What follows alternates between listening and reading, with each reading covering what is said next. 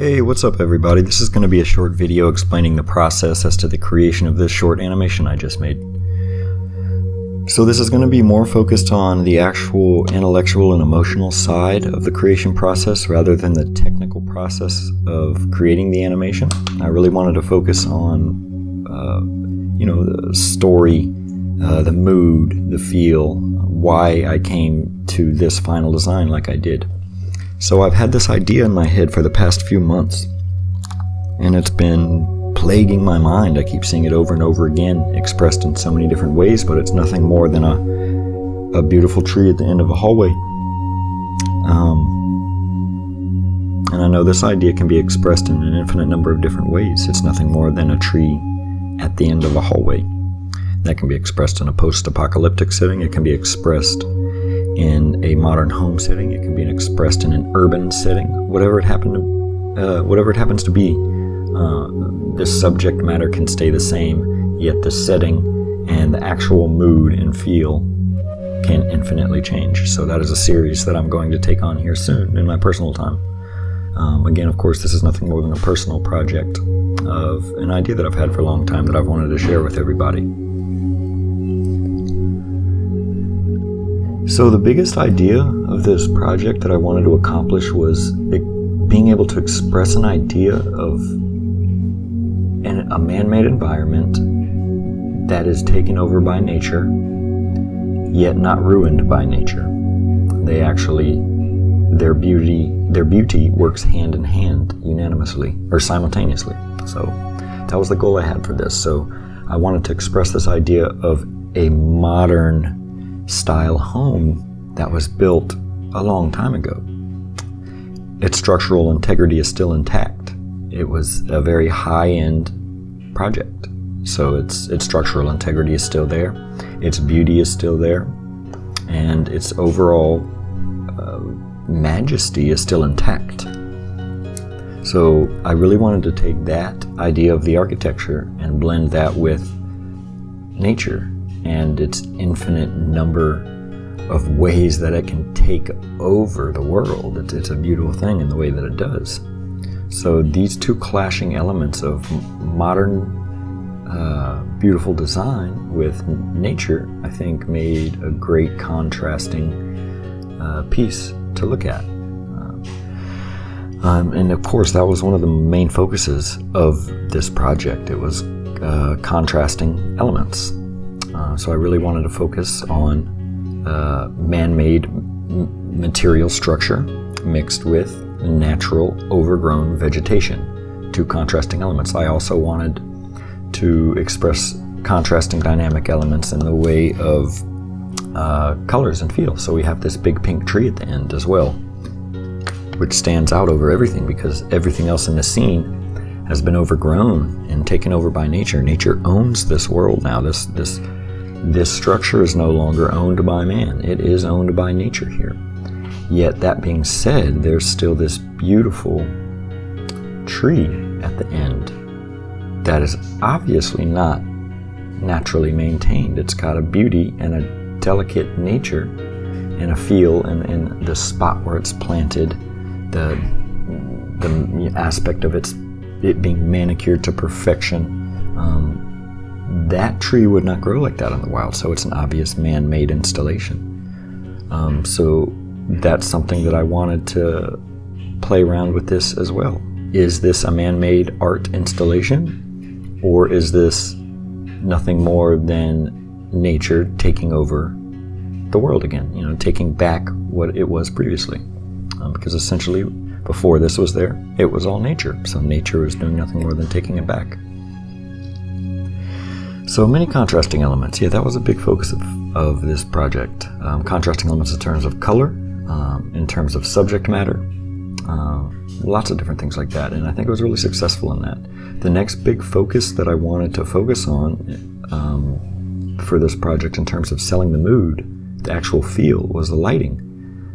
As a 3D artist, you know that lighting is one of your best tools to be able to express a specific feeling, a mood, whether it's happy, whether it's sad, whether it's post-apocalyptic, whether it's cold and muggy, whether it's warm, nice and sunny, whatever you work into your 3D world is going to be the way that your viewer feels.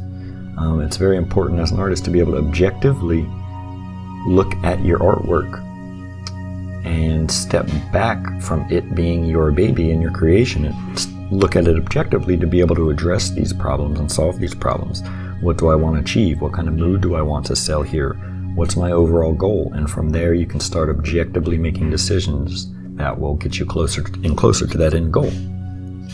So for this project, I really wanted to sell the feeling and the mood as being a sunrise of a very semi-misty morning, enough mist in the air that you can see the beautiful lighting bloom effects and the volumetric light that casts through the leaves and through the wrought iron windows.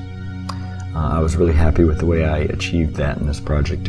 I believe it was pretty successful in that aspect. I really enjoyed setting up the lighting for this. The lighting reacted really well with the tree in its current placement.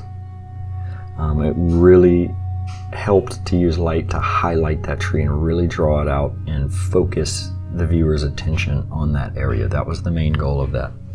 And to achieve that, I used color contrast. As you can see, green and pink stands out very well from each other.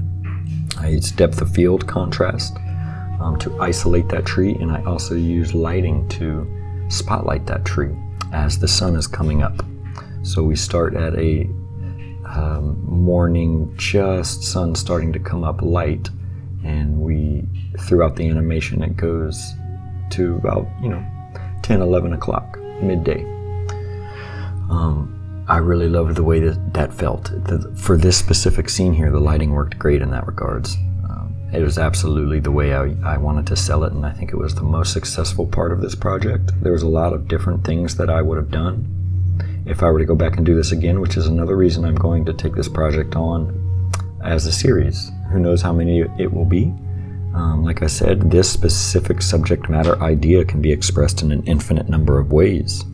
So that's my goal. I want to explore that and see how far I can take that. It's fun. I think it's important as an artist to take on personal projects. You can study the things that you're interested in. You can really work on the things that you're passionate about.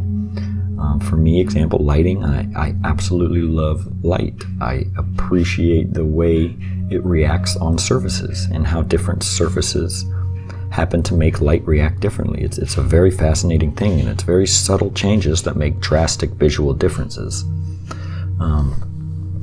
And I think light, it's, as an artist, especially a 3D artist, it's the best tool that we have to express our mood that we're trying to achieve. So it's always been the biggest passion of mine in regards to 3D work is, of course, lighting.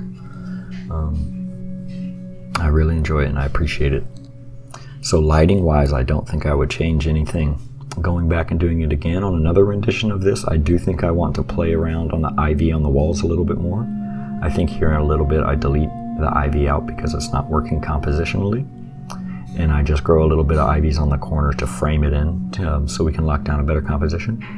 My next rendition of this might be instead of abandoned building, it may be a more modern home that is currently inhabited, and I can express that ivy through the walls in a much more manicured way and with much more precision. So that may be the next rendition of this that I work on. I'm not sure.